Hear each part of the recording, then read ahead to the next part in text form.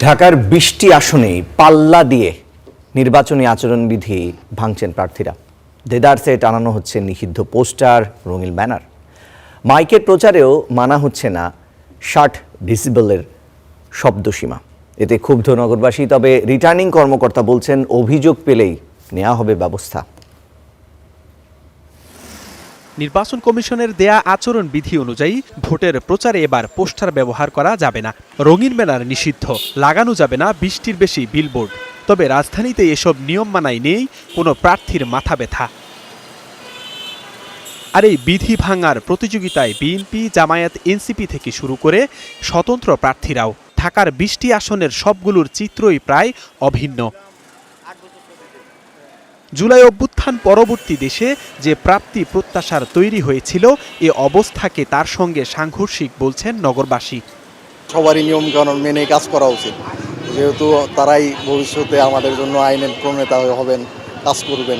আইনটা কেউ মানে না, সবাই বলে শুধু, কিন্তু অ্যাকচুয়ালি কেউ মানে না। তাদের আচরণই হয়ে গেছে যে আবার পোস্টারটা যদি দেওয়ালে না লাগাই তাহলে আমি মনে হয় আবার প্রচার কম হচ্ছে।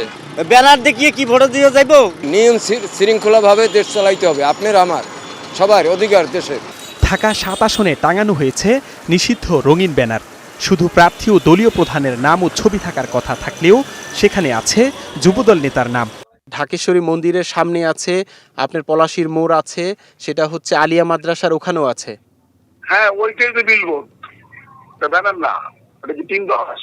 আপনি বলতে চাচ্ছেন যে আপনি ব্যানার লাগান নাই, রঙিন কোনো ব্যানার আপনার লাগানো হয় না? বিলবোর্ড লাগিয়েছি, হ্যাঁ, বিলবোর্ড লাগিয়েছি। লাকি কই, লাকিকে ডাকো, আমি এখনই খোলাচ্ছি ভাই। লাকিকে ডাকো।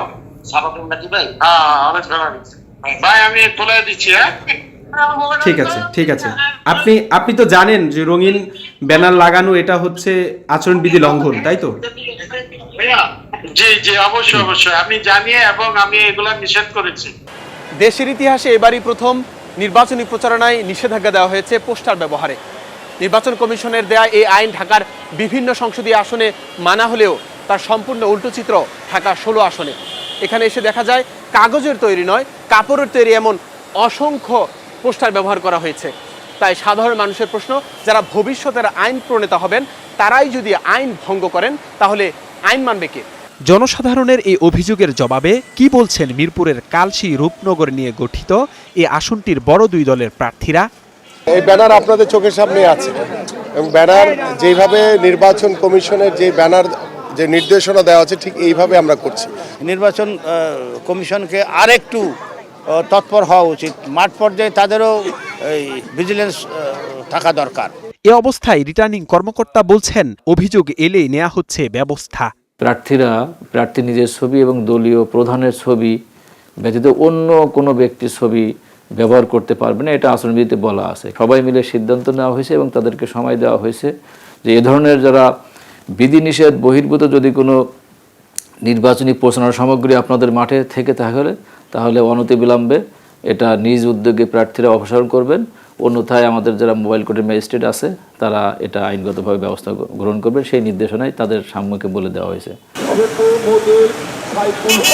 পোস্টার ব্যানার ছাড়াও মাইক স্পিকারের শব্দের সীমা ৬০ ডেসিবেল বেঁধে দেওয়া হলেও কেউ তা মানছেন না।